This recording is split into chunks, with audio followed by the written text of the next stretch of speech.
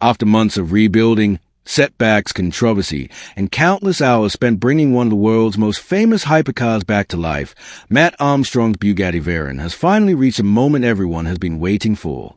It's out of the workshop, and this time, it isn't sitting on a lift. The Veyron is actually on the road.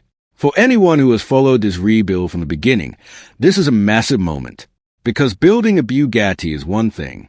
Getting a rebuilt Veyron ready to face real roads is something completely different. And the first tour wasn't just about driving a $1 million hypercar from one location to another. There was a much bigger question hanging over the entire journey. Would the Veyron actually perform the way Mat expected? After everything this car had been through, there was no guarantee. The first public appearance immediately grabbed attention. The unmistakable shape of the Veyron, the enormous body, the quad-turbo W16 sitting behind the driver, and the sound of that engine made it almost impossible to ignore. But what makes this moment so interesting is the history behind the car. This wasn't a normal Bugatti. It had been damaged, stripped down, repaired, rebuilt, and transformed through an enormous amount of work. And now Mat had to find out whether all those months of work had truly paid off. As the car finally started moving, you could feel the tension. Every strange noise mattered. Every warning light mattered. Every vibration mattered. Because when you're driving a machine like this, a small problem can quickly become a very expensive problem. And there was another reason this first tour was so important. For months, people had watched the Veyron being rebuilt through workshop footage. They had seen individual parts being repaired. They had watched the engine and mechanical components come together. But seeing the finished car sitting still in a workshop is completely different from seeing it moving under its own power. This was the real test. The road would expose everything. And as the Veyron began cruising, something became obvious. It actually looked like a Bugatti again. The car that once looked like a massive unfinished project was now back where it belonged, on the road. But Mat wasn't alone. The tour included his crew, cameras, and several other incredible performance cars, turning what could have been a simple test drive into something much bigger.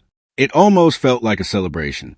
After all the work, the Veyron finally had somewhere to go, and the cars around it only made the scene more impressive. But then comes a part that makes this first tour especially interesting. Because driving a rebuilt Veyron isn't simply about pressing the accelerator. This is a car designed to operate at extraordinary speeds, with extraordinary levels of engineering underneath it. The engine alone is legendary. A W16, 4 turbochargers, and enough performance to make almost any normal sports car look slow. So naturally, everyone wanted to know one thing. What would Mat's Veyron actually feel like now? Would it drive smoothly? Would the rebuilt systems behave? Would the car finally feel like the machine it was originally designed to be? And perhaps most importantly, would anything go wrong? That question followed the entire tour. Because Mat had already spent an enormous amount of time fixing problems that most people would never even attempt to touch. One mistake during the rebuild could have created another nightmare. But as the journey continued, the Veyron seemed to settle into its new life. The engine was running. The car was moving. And the biggest thing was happening right in front of the cameras. Mat was finally driving the Bugatti he had spent so long rebuilding. Think about how crazy that is. A car that once existed as a damaged, complicated project was now traveling on public roads again. And for viewers who had followed the entire rebuild, this wasn't just another car video. It was a payoff. Every repaired component, every late night, every difficult decision, every problem that had appeared along the way. It had all led to this moment, the first real tour.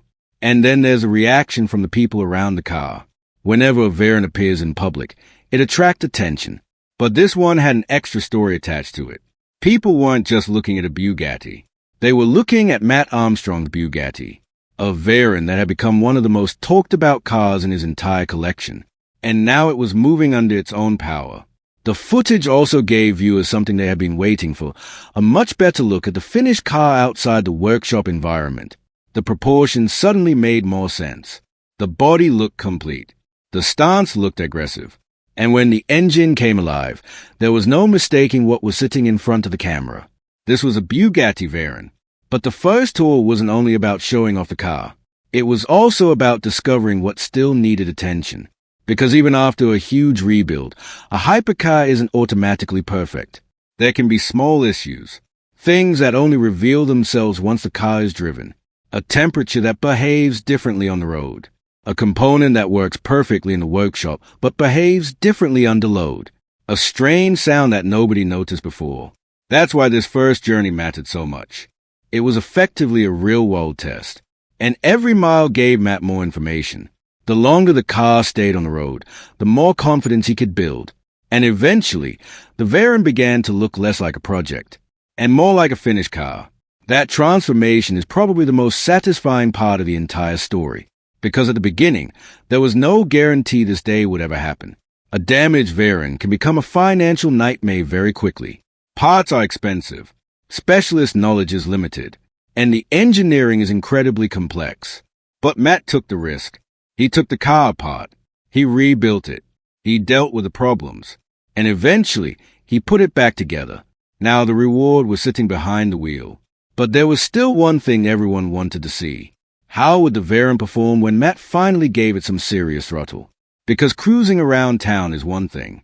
Letting a W16 breathe is something completely different. And when that engine starts building boost, the character of the car changes instantly. The sound gets deeper. The acceleration becomes violent. And suddenly, you're reminded why the Veyron became such an important car in automotive history. This isn't just a luxury car. It's an engineering statement. And Mat now had his own rebuild example back on the road. What makes the story even more interesting is that this wasn't the final chapter. It was the beginning of a completely new phase. The workshop phase was ending. The road phase was starting. And that means future drives could reveal problems nobody expected. It could also prove that the rebuild was far more successful than some people believed. Either way, the first tour was a moment when the Veyron finally had to prove itself. No workshop stands. No unfinished panels. No parts scattered across the garage. Just the car, the road, and the machine underneath it. And after everything this Veyron had been through, seeing it drive again is almost unbelievable. The rebuild may have taken months, but this first journey showed why all that work mattered. Because a Bugatti isn't meant to sit permanently inside a garage. It's meant to be driven. And now Mat Armstrong's rebuilt Veyron is finally getting that chance. But here's the biggest question. Was this first tour really the beginning of the Veyron's comeback? Or was it just the start of another series of problems? Because with a car this complicated, the real test isn't whether you can get it moving once. The real test is whether you can keep it running. And that is what makes the next chapter of this Bugatti story so interesting. If you want to follow what happens next with Mat Armstrong's rebuilt Veyron, make sure you subscribe, turn on notifications, and let me know in the comments what you think. Would you trust a rebuilt Veyron enough to take it on a long road trip? Or would you never risk it? Because after everything, this Bugatti has already survived. Its next journey could be even more interesting than its first.